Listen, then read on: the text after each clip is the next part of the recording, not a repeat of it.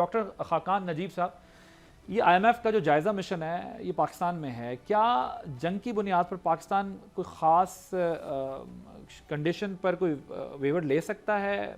आप क्या सजेस्ट करते हैं कि आप पाकिस्तान को ऐसा करना चाहिए, क्योंकि दूसरी तरफ भारत को अमेरिका ने रूस से तेल की खरीदने की इजाज़त दे दी है।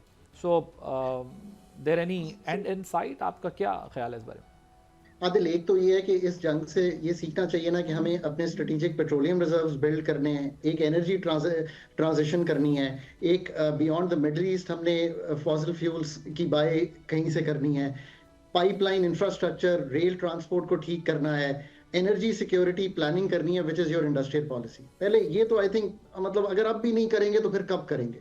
आपकी बात दूसरी बड़ी इंपॉर्टेंट है। देखिए पाकिस्तान की इस वक्त जो मैक्रो स्टेबिलिटी है ना, वो आईएमएफ एंगेजमेंट से ड्रिवन है, इसमें कोई शक नहीं हो सकता। वरना जब फंड की एंगेजमेंट नहीं थी, $4 अरब के रिजर्व थे, आज 16 अरब के हैं। इन्फ्लेशन 5-7% पे आ गई थी जब ये शॉक नहीं लगा था, मालियाती खसारा संभल गया था। बट इसकी एक हेवी प्राइस पे की है पाकिस्तान ने in terms of higher taxation, higher energy cost. ये जंग से पहले की बात हो रही है सारी। जी, वो और कॉस्ट ऑफ डूइंग बिजनेस ऊपर गया। You are absolutely right. हाँ ठीक है, बट रिफॉर्म्स करनी थी, कुछ ना कुछ हमें चीजें करनी है। Absolutely right. आप वॉर से पहले का सिनेरियो बता रहे हैं। वो इंस्ट्रूमेंट्स अब जो वॉर में चले गए हैं और कॉन्फ्लिक्ट ड्रिवन है, ऑलरेडी इन्वेस्टमेंट और जो उनसे बात करने की है ना वॉर के साथ साथ, वो ये है कि इन्वेस्टमेंट टू जीडीपी कई दिहाइयों के लो पे 13.8% पे खड़ा है। हमारी पॉवर्टी के नंबर जो हमें सरकार ने खुद बताए वो 23 से कहीं 29 पे चले गए हैं। एब्जेक्ट पॉवर्टी 8,484 रुपए वाली, अनएम्प्लॉयमेंट 7.1% पे है। सो इकोनॉमी को आखिर इस स्टेबिलिटी फेज से फिर ग्रेजुएट कैसे कराना है, उसका जवाब ये है कि हमें कुछ मेजर्स उनके साथ, टैक्सेस पे सुपर टैक्स को कम करना, 38.5% का high on personal income tax कम करना, जीएसटी को ब्रॉड बेस करना, इन्वेस्टमेंट के कुछ मेजर्स जो हमने बीच में गलतियां कर ली हैं, जैसे ये कैप्टिव से गैस विड्रॉ की कि सारे कैप्टिव इस पे आ जाएगा, वो नहीं हुआ। इनको करेक्ट करना है और इन्वेस्टमेंट फ्रेमवर्क को कैसे ठीक करना है। प्राइवेटाइजेशन अब डिले हो जाएंगी, मैं नहीं समझता कि अब आप कुछ ऐसा कर सकते हैं। फॉरेन इन्वेस्टमेंट ऑलरेडी स्लो थी, अब एक सिल्वर लाइनिंग ये है कि लोकल इन्वेस्टमेंट पिक करेगी। बिकॉज आदिल, अब आप दुबई में तो नहीं खरीदेंगे ना फ्लैट, अगर आपने इन्वेस्टमेंट करनी है आप होपफुली कराची या लाहौर या जब तक आप डॉक्टर साहब अपने सारे पैसे दुबई से वापस नहीं लाएंगे तब तक मैं भी नहीं जो है वो इन्वेस्टमेंट करूंगा, मैंने डिसाइड किया। So, hopefully, मेरा सर सब कुछ डॉक्टर साहब पाकिस्तान में है और मैं अपनी फैमिली का वाहिद पाकिस्तानी पासपोर्ट होल्डर हूँ। My entire family is British passport holder, but मैं नहीं हूँ। I am not.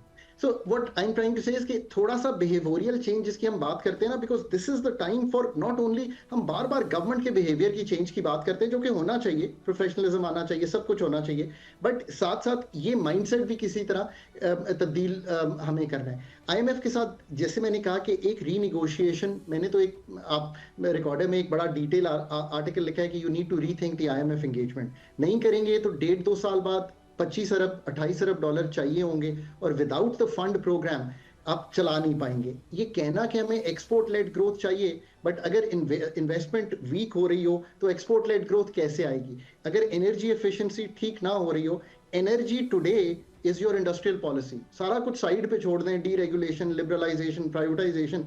आपकी एनर्जी पॉलिसी यहाँ खड़ी हुई है कि हम ये सोच रहे हैं कि यार 22 दिन के रिजर्व्स हैं, चलाना कैसे है मसले को।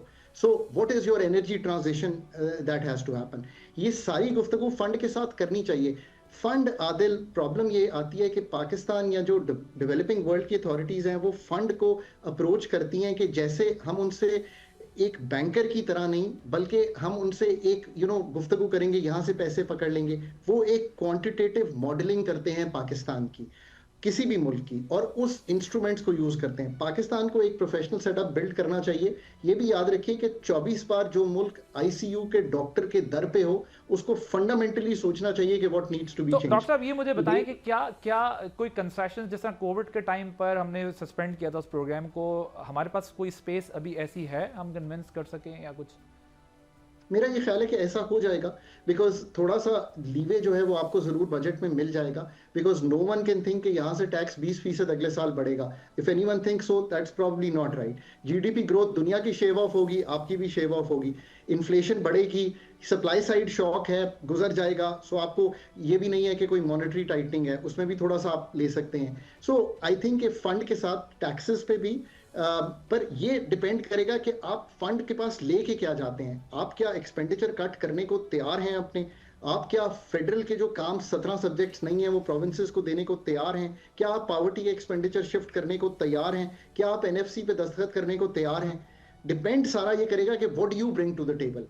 Fund I think can be convinced. Right, thank you so much doctor Khaqan Najeeb साहब, जौहर सलीम साहब, डॉक्टर कमर चीमा साहब, आप तीनों का बहुत शुक्रिया। आप मौजूद थे, अपनी राय का इजहार कर रहे थे कि इस सारे क्राइसिस में होना क्या है और हो क्या रहा है इस वक्त, और पाकिस्तान स्पेशली उससे कैसे इफेक्ट कर रहा है, और पाकिस्तान को इस सारे प्रॉब्लम से निकलने के लिए क्या इनिशिएटिव्स लेने चाहिए, क्या मेजर लेने चाहिए। सब्सक्राइब करें और बेल दबाएं ताकि कोई खबर रह न जाए।